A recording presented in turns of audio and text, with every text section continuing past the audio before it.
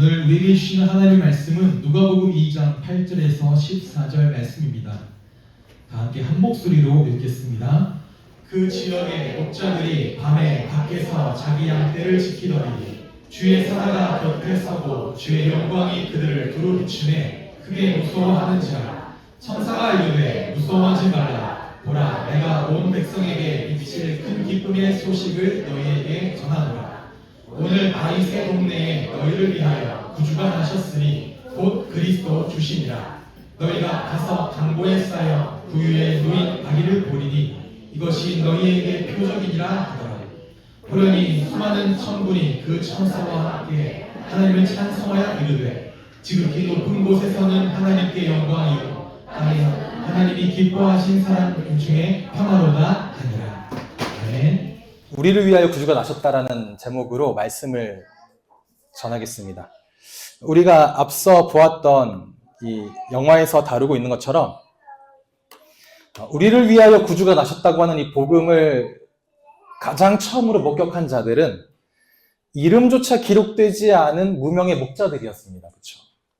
근데 여러분이 목자라고 하면 어떤 이미지가 가장 머리에 떠오르십니까? 이 왼쪽의 장면처럼 푸른 초장에 풀을 뜯고 있는 양떼를 이렇게 고즈넉히 바라보고 있는 굉장히 평화로운 이미지의 목자를 많이 떠오르게 되죠. 그런 소박한 모습. 그런데 그런 성경의 그림책에서나 볼 법한 장면을 떠올립니다. 그런데 예수님 당시의 목자들은 우리가 생각하는 목가적인 소박하고 평화로운 모습과는 굉장히 거리가 멀었습니다. 이들은 일반 서민 계층 중에서도 가장 낮은 계층의 사람들이었고요. 들판에서 양을 치며 잠을 자야 되기 때문에 거칠고 힘든 삶을 살아가는 사람이면서도 사회적으로도 소외된 자들이었습니다. 그래서 어쩌면 영화에서 보이는 모습처럼 목자들이 우물에 다가가니까 여자들이 다 피하잖아요. 그리고 시장에 가서도 모두가 멸시하고 천대하고 무시하는 계층이었죠. 그래서 유대 랍비의 문헌을 보면 이 목자들의 증언은 공식 법정에서 증인으로 채택하기 어려울 정도로 신뢰하지 말라는 말이 적혀 있습니다. 그들은 거짓말하는 자다, 돈을 뺏는 자들이다. 그들의 증언은 신뢰하기 어렵다라는 거예요. 자, 그러면 목자의 증언이 신뢰하기 어렵다라는 것이 얼마나 놀라운지 아시겠습니까? 부활의 첫 증인이 누구였습니까? 여자들이었잖아요. 그 여자들의 말을 사도들은 믿지 않았습니다. 왜? 여자들도 증언의 신뢰성을 담보할 수 없었거든요. 부활의 첫 목격자가 여자들이었고 성탄의 첫 목격자가 목자들이었습니다. 당시에 신뢰받지 못하는 자들에게 인류 구원에 있어서 가장 결정적인 두 사건, 성탄과 부활의 첫 증인이 되었다라는 거죠. 하나님은 이 복음 전파의 사역을 당시의 권력자들이나 종교 지도자들이나 이 당시 세상의 유력한 인물들에게 맡기지 않았습니다. 이 땅에서 연약하고 소외되고 아무도 주목하지 않는 사람들에게 복음 전파의 소식을 맡겼다라는 이 말은 그래서 이 복음이 큰 기쁨의 좋은 소식이 되어진다라는 거죠. 만약에 권력자들이었다면 이 복음의 소식을 기쁘게 받아들였겠습니까? 저 말 구유에 나사렛에서 온 사람에게서 난 그 아이가 어찌 구주냐고 하겠냐 말하겠죠. 또 이 소식을 듣는 대중들은 좋은 소식으로 받아들였겠습니까? 권력자의 입에서 나오는 복음이 그저 그들의 체제 유지나 그냥 좋은 프로파간다이지 이게 복음이야? 넌 권력자니까 그런 복음을 받아들이겠지. 넌 부유한 자니까 그런 복음을 받아들이겠지. 라고 대중은 그렇게 이야기했겠죠. 이것이 하나님께서 성단을 통해 우리에게 주고자 하시는 은혜이고 복음이 가지고 있는 역설의 진리입니다. 하나님은 언제나 복음을 인간의 권위로 세우지 않으십니다. 은혜로 세우십니다. 그래서 자격이 있어 보이는 사람보다 오히려 자격이 없다고 여겨지는 자들에게 하나님의 은혜가 먼저 임하죠. 누구에게? 그 가장 낮은 시몬에게 임했던 것처럼. 그리고 이 복음이 불리한 증인, 목자나 여인들에게 통해 정해졌다는 말은 이 이야기가 여러분 인간이 꾸며낸 종교적인 신화가 아니라 실제 역사에서 일어난 하나님의 사건이라는 거예요. 왜? 안 믿잖아요. 내가 전해도 안 믿는다는 얘기예요. 뭐가 아니면, 사실이 아니면 믿을 수 없다는 겁니다. 이 사람이 하는 말이 어차피 신뢰도가 낮으니 이 복음의 소식은 사실이 아닌 이상에는 받아들일 수 없는, 어떻게 성경에 증언의 신뢰가 없는 목자의 입을 통해, 여인의 입을 통해 증거됐다라고 성경에 기록하겠습니까? 사실이라는 겁니다. 당시에 그 누구도 믿지 않은 이 복음의 소식이 진리란 얘기죠.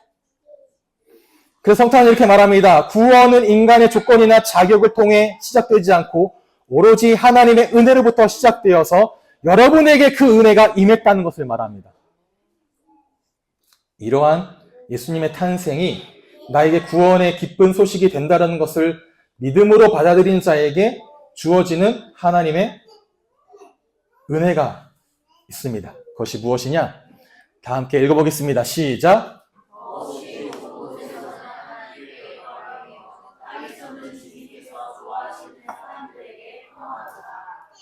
이 복음의 소식, 구주의 탄생이 하나님께 영광이 되어지고 땅에서는 하나님이 기뻐하시는 모든 자들에게 평안과 평화가 선포되었습니다. 여러분에게 평화가 선포됐습니다. 무엇이 평화입니까? 성경이 말하는 평화가 무엇입니까, 여러분? 단순히 마음이 평안해지는 그런 평화? 또는 단순히 나의 상황이 나아지는 그런 평안을 말하지 않습니다.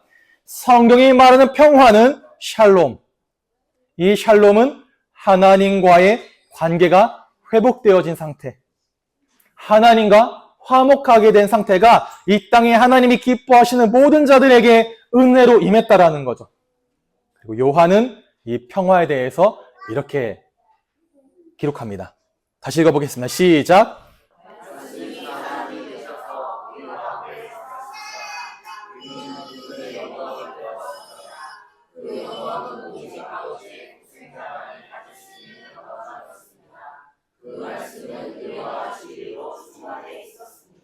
아멘. 말씀이신 하나님, 그 예수님이 우리 가운데 거하시고 살고 계신다라는 거죠. 그러므로 말미암아 우리가 그 예수님을 통해 하나님의 영광을 보게 되었습니다. 하나님의 은혜와 진리로 우리의 삶이 충만하게 된 이것이 바로 하나님이 우리에게 주시는 평화이고요. 하나님의 선물이라는 거죠. 전엔 하나님을 두려움으로만 대면해야 됐던 그런 존재였습니다. 그 자리를 피해야만 했던 죄인이었습니다. 모든 사람에게 멸시받아야 했던 그런 존재였습니다. 왜? 죄를 지어 부정한 존재였기 때문에 어쩌면 영화 속에 소개된 것처럼 말씀을 들을 수 있는 자격도 없습니다. 피 흘리잖아요. 가장 부정한 인물. 그런데 그런 사람이 이제 하나님을 만나, 은혜로 하나님과 만나, 하나님과 대면하여 하나님을 만나 하나님과 교제하게 된 신분으로 회복되어졌다라는 거죠. 그것이 무엇이냐? 예수님의 나심입니다. 성육신. 성육신이 무엇이냐? 예수님의 탄생이 무엇이냐? 하나님의 한없는 사랑. 어떤 사랑? 지독하리만큼 끝없는 깊은 사랑. 끝없고 깊은 사랑을 여러분들에게 주셨다라는 거예요.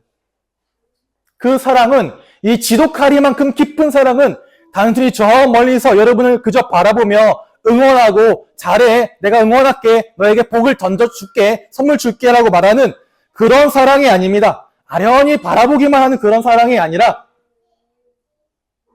그분의 시간을 뚫고 그분의 공간을 넘어 우리의 죄인된 인생 속으로 직접 들어와 찾아오신, 함께 거하는 그런 사랑이라는 거죠. 우리의 상처, 우리의 아픔, 우리의 연약함, 여러분의 부서짐, 우리의 존재 그 가운데로 예수님이, 하나님이 찾아오신 것입니다. 즉 여러분의 현실 그 한복판까지 하나님이 들어오셨고 그 가운데 함께 먹고 마시며 살고 계신다는 것이 바로 예수님의 탄생, 우리 가운데 사셨습니다 라는 거죠. 이것이 성탄입니다. 하나님이 우리와 함께 하겠다라고 결정하신 사건이에요. 하나님이 우리 가운데 거하시겠다라고 결단하시고 실행하신 사건입니다. 그래서 오늘도 우리는 삶 속에서 무엇을 누립니까? 하나님의 샬롬, 평화, 평안을 누린, 이것이 바로 하나님의 은혜라는 거죠. 이 성탄의 의미를 잘 담아낸 찬양이 무엇이냐? 위러블한 찬양팀의 시간을 뚫고란 찬양이 있습니다. 한번 들어보시면 굉장히 좋습니다. 가사에 당신은 시간을 뚫고 이 땅 가운데 오셨네. 우리가 없는 하늘을 원치 않아 우리 삶에 오셨네. 자신의 평안을 버리고 우리에게 평안을 주시고 가장 낮은 자의 모습으로 우리 삶에 오셨네. 하나님 우리와 영원히 함께 하시네. 꿈 없는 우리에게 그의 나라를 보여주시고 우리의 연약함에 친구가 되어주시고 힘이 없는 우리의 인생을 위로하신다라는 것이 바로 예수님의 성탄, 그 의미라는 거죠. 성경이 말하는 성탄의 메시지가 이것입니다. 여러분을 위하여, 너희를 위하여, 우리를 위하여 구주가 나셨다. 그 구원자는 우리에게 평안을 주시려고 가장 낮은 자의 모습으로 오셨고 선한 것이 도저히 날 수 없다라고 말하는 저 나사렛에서 오셔서 나셨고 왕궁이 아니라 말구유에 누인 가장 연약한 자의 모습 아기로 오셨다. 그렇게 그 예수님은 우리의 삶 한가운데로 오셔서 하나님이 우리와 함께 하신 것이 무엇인지 친히 여러분들에게 보여주신 것입니다. 그리고 그분은 지금도 우리와 함께 하시죠. 성탄은 아기의 탄생 정도가 아닙니다. 꿈을 잃어버린 우리에게 이제 하나님 나라의 꿈을 꿀 수 있게 하는 어마어마한 사건이고 연약하고 잃어버린 우리의 인생을 외면하지 않으시고 끝까지 품으시는 하나님의 위로죠. 내가 너희와 함께한다. 너희의 아픔, 너희의 눈물을 내가 알아 너희와 함께한다. 사랑하는 성도 여러분, 이 성탄의 메시지가 여러분의 삶 속에 참된 평안으로 붙잡아지시기를 바랍니다. 그 하나님이 우리와 함께 하십니다. 그렇게 기다리고 고대하던 구원자가 우리와 함께 하신다는 거예요. 이 소식을 들은 목자들이 얼마나 기뻐합니까? 우리가 오랫동안 기다렸어요. 당신을. 여러분이 위로를 주신다는 거죠. 어떤 위로를 주시냐?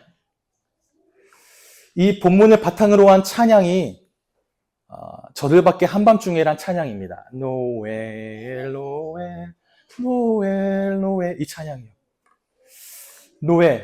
노엘은 프랑스어인데요. 라틴어 나탈리스에서 유래한 말로 추정되어집니다. 탄생일이란 뜻이죠. 그런데 많은 사람들이 이 노엘이란 말에 이러한 의미를 붙여서 해석합니다. 물론 어원적으로는 맞지 않을 수 있습니다. 뭐라고 붙여서 해석하느냐? Noel is now all is well. now all is well을 추격되어지다 보니까 노엘이다 이렇게 표현을 하는 거죠. Now all is well. 자, 이제 모든 것이 편안하다.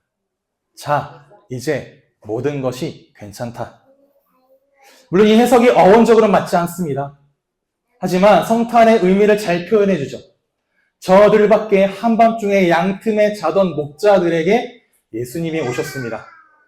영화 속의 목자, 그의 삶은 전혀 괜찮지 않았어요. 다리를 절고 가는 곳마다 무시당했던 그런 괜찮지 않았던 그런 삶의 그에게 불편했던 그의 삶에 복음이 선포되어지자 뭐였습니까? 괜찮아졌습니다. 이처럼 예수님께서 그동안 전혀 괜찮지 않았던 우리네 인생에 오셔서 어둠 속에 살던 우리에게 스스로 구원의 상태가 되지 않았던 우리에게 임마누엘로 오신 예수님, 그럼 우리에게 어떤 일이 일어났습니까? 이제 여러분 삶이 괜찮지 않아도 괜찮게 되었다는 겁니다. Now all is well. 예수님으로 인해 모든 것이 괜찮아졌습니다. 이 말은 모든 문제가 해결됐다, 사라졌다, 문제가 없다라는 의미가 아니죠. 여러분의 모든 것이 구원자의 손에 들려져 있으니 이제 뭐해라? 안심해라, 평안해라. 너희의 인생이 하나님의 손에 붙들렸으니 안심하고 평안해라. 이제 안심해라. 이 말을 전하는 게 성탄, 노엘, 아침의 인사라는 거죠. 노엘. 그렇습니다. 임마누엘의 주님이 우리와 함께 하십니다. 여러분의 마음의 문을 오늘도 두드리시고 여러분 안에 들어와 함께 거하시고 풍랑 속에 있는 여러분의 인생 가운데 명하사 바람과 바다를 잔잔하게 하시고 무리로 걸어오사 찾아오시며 여러분의 모든 무거운 짐을 대신 지시고 여러분의 쉬라 말씀하십니다. 안심하라, 평안하라, 쉬라 말씀하십니다. 그리고 여러분의 손을 붙잡고 쉴 만한 물가로 인도하시고요. 십자가에 죽기까지 나를 사랑하시고 여러분을 위하여 그의 모든 것을 내어주셨습니다. 마지막 말하죠. 흠 없는 양을 찾아왔습니까? 여러분의 짐을 대신 질 흠 없는 양이 오셨습니다. 그 십자가의 피로 여러분의 모든 죄를 사하시고 깨끗하게 치료하시고 부활의 능력으로 죄와 사망에서 자유하게 하시며 장차 다시 오사 우리에게 영원한 생명을 주십니다. 이것이 큰 기쁨의 좋은 소식이라는 거예요. 자, 이제 어떻게 해야 될까요? 목자들은 목격자에서 끝나지 않고 전달자가 되었습니다. 마지막에 보셨죠? 얼마나 기뻐하며 달려갑니까? 모두 알아야 돼요. 모두 들어야 돼요. 모두 이 소식을 듣게 하기 위하여 기쁨으로 또 달려갑니다.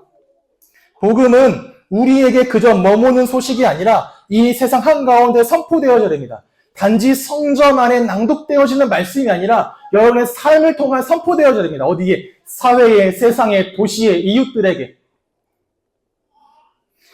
이 목자들이 계속 달려가잖아요. 그 성내로 달려들어가 그 밤에 모든 사람을 깨우고요. 어쩌면 자신들의 적대자인 로마인에게도 전하고 자신을 무시하던 바리새인에게도 전하려고 합니다. 얼마나 기뻤을까요? 여러분은 기쁘십니까? 여러분 벅차십니까? 이 예수 그리스도, 성탄의 주인공 되신 예수 그리스도, 평안을 말하고 메리 크리스마스를 말하고 선물은 전하고 카드는 쓰고 이미지는 올리지만 성탄의 기쁨이 되신 예수 그리스도에 대해서 벅찬 마음으로 전해보셨습니까? 전해보시기 바랍니다. 복음은 선포되어야 됩니다. 무엇을 통해? 여러분의 삶을 통해. 비그리스도인들, 불신자들은 복음을 듣지 않습니다. 복음을 봅니다.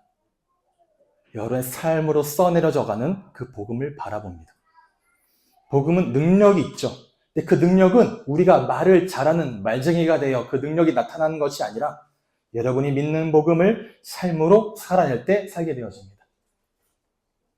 사랑으로, 섬김으로, 진실함으로, 그리고 그리스도의 향기로 살아낼 때 복음이 선명하게 전해지죠.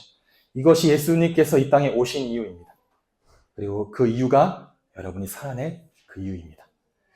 성탄의 아침을 맞이하여 우리에게 오신 예수 그리스도를 기억하고 여러분에게 맡겨진 그 소망, 그 사랑, 그 생명의 삶을 살아내는 우리는 교회 모든 성도자 되시기를 주님의 이름으로 축복합니다.